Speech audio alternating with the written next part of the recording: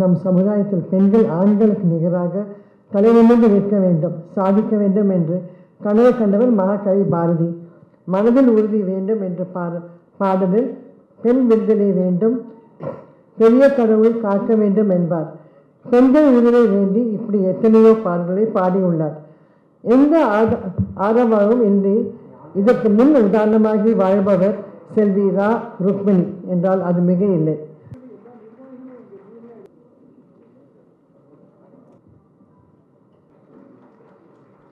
வாழ்த்த வாயும் நினைக்க மடனெஞ்சும் தாழ்த்து செவ்வியும் கொண்ட தகவன் புல்லாகி பூடாய் புகுவாய் மரமாய் பல்விருகமாய் பிறவையாய் பாம்பாய் கல்லாய் நண்பராய் பேயாய் மனங்களாய் வெள்ளப்பிறராய் எத்தனையோ பிறவிகள் இருந்தாலும் கூட நல்ல நூல்களை படிக்க கடைசி வரையிலே அந்த இன்பத்தை அனுபவிக்கக்கூடிய ஒரு மானிட பிறவியை எனக்கு தந்து அதிலேயும் மிகப்பெரிய இதிகாசங்களாகிய பாரதம், ராமாயணம், ஐம்பெரும் காப்பியங்கள், 18 புராணங்கள், சங்கத்தமிழ் நூல்கள், பாரதிதாசன் இன்று இருக்கின்ற அற்புத தமிழ் நூல்களை எல்லாம் படிக்கக்கூடிய ஒரு தமிழச்சியாக என்னை கிடைத்ததற்காக முதலில் ஆண்டவனுக்கு நன்றி கூறி, இரண்டாவதாக அடுப்பதும் பெண்களுக்கு படிப்பதற்கு என்று சொன்ன அந்த காலத்திலேயே வறுமையின் அடித்தட்டிலே இருந்தாலும்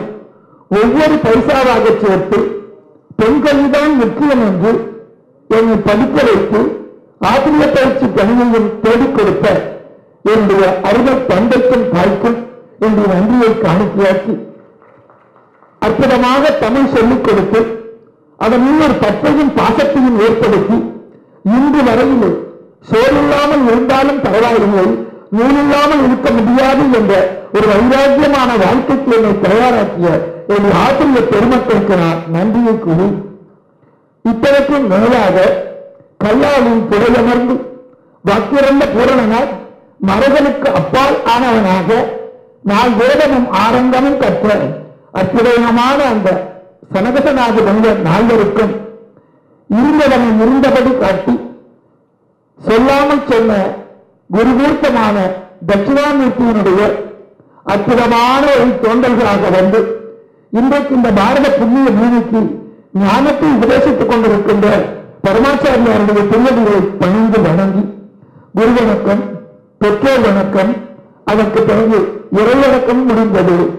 இத்தனைக்கு மேலாக பாராட்டுக்களும் விருதுகளும் பெறுவது என்பது இந்த காலத்தில் ரொம்ப சர்வசாதாரணமான விஷயம். தகுதி என்ற ஒரு தேவை என்பதே இல்லாத காலகட்டமாக போய்விட்டது.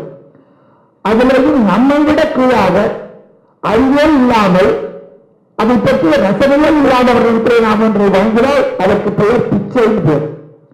எல்லாம் தெரிந்தவர்களிடத்தில் இருந்து ஒன்றை நாம் பெற்றுக் கொள்வோமேயானால் அதற்கு பெயர்தான் வெறும் பாராட்டு என்று பெயர். அப்படி அற்புதமான திருச்சபை, நல்ல கலைஞர்கள், அறிந்த பெருமக்கள், தர்ம தாதாக்கள் அத்தனைக்கு மேலாக தமிழ் மீது கற்றுக் கொண்டிருக்கின்ற இத்தனை பெரியவர்கள் அத்தனை பேர்கள் கூடியிருக்கிற சபையிலே பொற்றாமரை விருது என்பது தன்னை வித்தராக சொன்னது போல அது தமிழ் மகள் மட்டும் இன்றைக்கு ஈர்த்திருக்கிற அங்கீகாரமே அதுதான்.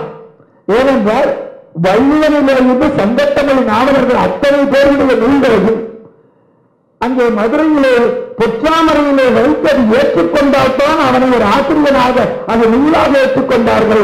இன்றைக்கு அந்த சங்கத்தமிழ் பாடலர்களுடைய சந்ததியிலே இந்த பொற்றாமரையினுடைய பேச்சையும் ஏற்றுக்கொண்ட காரணத்தினாலே நானும் ஒரு தமிழ் மகள் தான், உண்மையான ஒரு தமிழச்சி தான், தமிழை பேசுவதற்காகவே நான் பிறந்திருக்கிறேன் என்ற ஒரு அங்கீகாரம் இன்றைக்கு கிடைத்திருப்பதாகத்தான் நான் நினைக்கின்றேன்.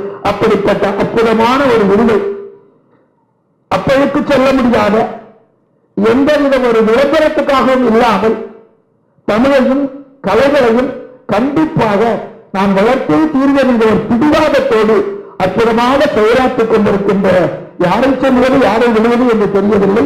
ஆனாலும் நான் மகனாகவே ஏற்றுக்கொண்டிருக்கின்ற இளகணேசனை உள்ளிட்ட அத்தனை பெருமக்களுக்கு நன்றியை கூறி, அதிலேயும் இன்றைக்கு குருவினுடைய ஆட்சி கிடைக்கக்கூடியதாக இந்த விருது கிடைத்திருக்கிறது என்றால் அது என் குலம் செய்த புண்ணியம், என் தாய் தந்தை எனக்கு விட்ட பிச்சை என்று சொல்லி எல்லோருக்கும் நன்றி கூறி விடைபெறுகிறேன். வணக்கம். நடராஜன் ராமச்சந்திரன்